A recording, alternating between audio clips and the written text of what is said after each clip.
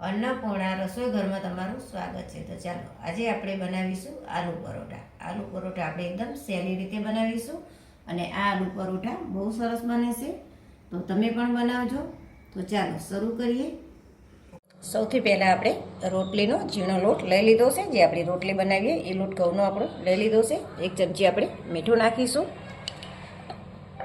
અને 1 થી 1.5 ચમચી જેટલું આપણે તેલ નાખીશું. તેલનું મોઈન આપણે વધારે નથી નાખવાનું અને મિક્સ કરી લઈશું બંને વસ્તુ સરસ. હવે આપણે થોડુંક પાણી નાખતા જઈએ અને લોટ બાંધી લઈશું. લોટ આપણે વધારે કડકે નહીં અને ઢીલો પણ નહીં, એ રીતનો આપણે લોટ બાંધી લઈશું. તો આ રીતે થોડુંક પાણી નાખતા જઈશું અને આપણે લોટ બાંધતા જઈશું. રીતે આપણે લોટ બંધાઈ ગયો છે, પણ હજી આના 2 થી 3 મિનિટ જેવો આપણે મસળવાનો છે. જ્યાં સુધી આપણો હાથ અને જે વાસણ લીધું છે લોટનું એ બંને ચોખ્ખું થાય ત્યાં સુધી આપણે મસળશું એકદમ અસર.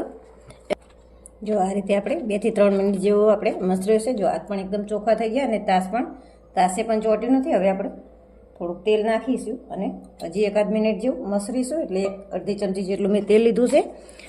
હજી આપણે આ રીતે 1-2 મિનિટ જેવું મસળવાનું છે. એટલે લોટ એકદમ કૂણો અને સરસ ઇલાસ્ટિક જેવો બને, આમ રબર જેવો. આ રીતે આપણે હજી 2 મિનિટ જેવું મસળશું. આ રીતે મેં સરસ એવો લોટનો મસળી લીધો છે. હવે આપણે આને 15 થી 20 મિનિટ સુધી રેસ્ટ આપીશું. તો આપણે બટેટા બાફી અને લઈ લીધા છે. બટેટા મેં પહેલેથી 2 કલાક પહેલાં જ બાફ્યા હતા, કારણ કે આપણે આલુ પરોઠા બનાવીએ એમાં આપણે બટેટા પહેલેથી જ બાફી લેવા પડે છે. એકદમ ઠંડા થઈ જાય પછી જ આપણે બટેટાનો યુઝ કરી શકીએ છીએ. તો આપણે બટેટા કઈ રીતે બાફીએ એ હું તમને કહી દઈશ. તો આપણે આ રીતે જુઓ, નીચે આપણે 1 ગ્લાસ પાણી રાખ્યું હતું અને આપણે આ રીતનો એક નાનો કાઠીલો મૂકી અને ઉપર આ રીતે સીવું મૂકીને એની ઉપર આપણે બટેટા મૂકી અને આપણે 4 વિસલ કરી લીધી હતી. હવે આપણે વરિયાળી લીધી છે, આદું લીધું છે ને મરચાં લીધા છે. આ ત્રણેય વસ્તુ આપણે ખાંડી લઈશું. પહેલાં વરિયાળી ખાંડીશું, પછી આપણે આ બંને વસ્તુ ખાંડીશું. આપણે આ રીતે જો આદું મરચાં અને વરિયાળી ત્રણેય ભેગું ખાંડી લીધું છે. આમાં તમે વરિયાળી નાખજો, બહુ સરસ સ્વાદ આવે છે આનો. આપણે બટેટાને સીણી લેવાના છે, મેશ નથી કરવાનું. તો આ રીતે આપણે મેં સીણી લીધી છે અને નીચે મોટું વાસણ લીધું છે. તો હવે બટેટાને આ રીતે આપણે સીણી લઈશું. જો તમે મેશ કરશો હાથેથી તો વણતા તમને ફાવશે નહીં, અને આ રીતે જો સીણેલા હશે તો તૂટશે નહીં પરાઠા અને સરસ એવા આપણે આલુ પરોઠા થશે. તો આ રીતે આપણે બધા બટેટા સીણી લઈશું. જો આ રીતે આપણે બટેટા સરસ એવા સીણી લીધા છે. હવે આપણે મસાલો કરી લઈશું. તો આપણે આદુ મરચાં અને વરિયાળી જે ખાંડીને રાખ્યું છે એ નાખી દઈશું. કસૂરી મેથી આપણે 1 ચમચી લીધી છે, એ મેં આનો હાથેથી મસળી અને રાખી છે, એ નાખી દઈશું. આપણે ચાટ મસાલો અને શેકેલા જીરાનો પાવડર એ બંને વસ્તુ નાખી દઈશું. ચાટ મસાલો ના હોય તો આમચૂર પાવડર નાખી શકો છો તમે, અને આ બંને વસ્તુ ના હોય તો થોડું લીંબુ નીચોવી દેવાનું. આપણે આ ધાણા જીરું લઈશું, થોડુંક લાલ મરચું લઈશું 1/2 ચમચી જેટલું, ગરમ મસાલો લઈશું, ચીલી ફ્લેક્સ આપણે થોડાક નાખીશું. તો તમારી પાસે હોય તો નાખવાની, તરાને સ્કીપ કરી દેવાના. કોથમીર નાખીશું આપણે. આપણે પૌવાનો મેં આ રીતે ઝીણો આપણે પાવડર બનાવી લીધો છે. આખા પૌવા જે બટેટા પૌવાના પૌવા આવે એને મેં મિક્સરમાં દરી અને આ રીતે લોટ બનાવી લીધો છે. 1 ચમચી જેટલો આપણે મીઠું નાખીશું અને બધી વસ્તુ મિક્સ કરી દઈશું. આની અંદર તમારે જો વધારે મોઈચર જેવું લાગે બટેટાની અંદર તો તમે ચણાનો લોટ શેકીને નાખી શકો છો. આ બધી વસ્તુ આપણે મિક્સ કરી લઈશું. જો આ રીતે આપણે મસાલો સરસ એવો મિક્સ કરી દીધો છે. હવે આપણે આના બોલ્સ વાળીશું. આમાં થોડુંક તીખું ચડિયાતું રાખવાનું, એટલે સરસ એવો આપણે પરોઠા લાગે. થોડાક સ્પાઈસી હોય તો સરસ લાગે. હવે આપણે આના આ રીતે મોટા મોટા બોલ્સ વાળીશું. થોડુંક હજી વધારે લઈશું. હાથ આપણે તેલવાળો મેં થોડોક કરી લીધો છે, એટલે હાથે ચોટે નહીં. જો આ રીતે આપણે મોટા મોટા બધા બોલ્સ બનાવી દઈશું. જો આ રીતે આપણે બધા બોલ્સ બનાવી દીધા છે. હવે આપણે પરોઠા બનાવીશું. ચાલો હવે આપણે લોટ જોઈ લઈએ.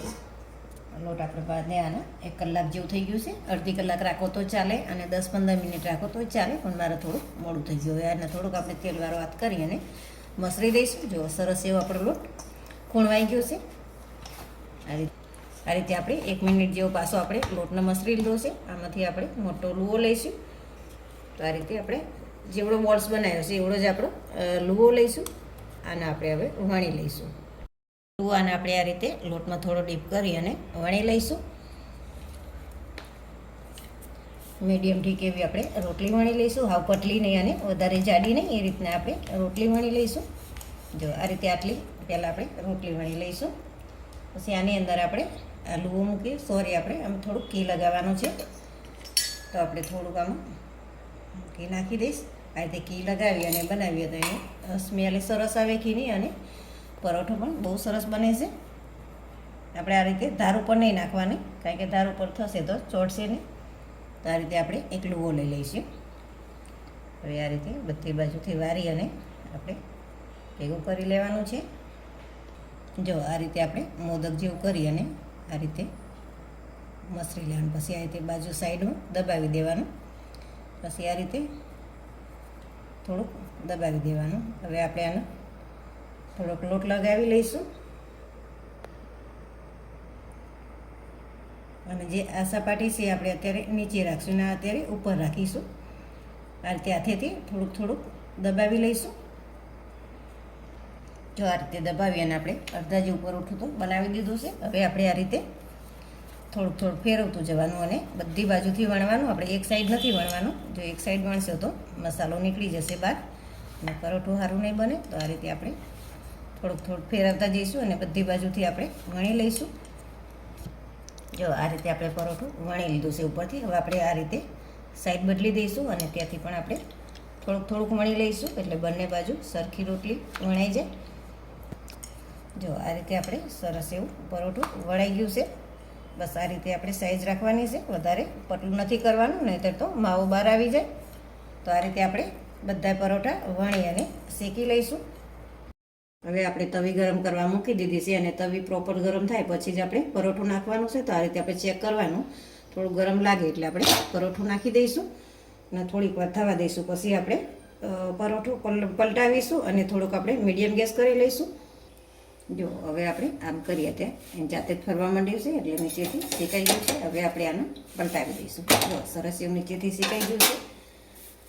હવે આપણે આની પર ઘી લગાવવાનું છે. તો આપણે થોડુંક ઘી કે બટર કે તેલ, તમારે કોઈ પણ વસ્તુ લગાવી હોય તમે લગાવી શકો છો. તો આ રીતે લગાવી દઈશું અને આપણે થવા દઈશું. હવે આપણે ગેસ થોડો વધારીશું અને આપણે બીજી બાજુ પણ પલટાવી દઈશું અને આપણે બીજી બાજુ પણ ઘી લગાવી લઈશું. તો આપણે આ રીતે ઘી લગાવી અને આ રીતે ફેરવશું એટલે જો ફૂલવા માંડ્યું છે પરોઠું સરસ એવું. જો આખું ફૂલી ગયું, બહુ સરસ પરોઠું ફૂલી અને આપણું તૈયાર થઈ ગયું છે.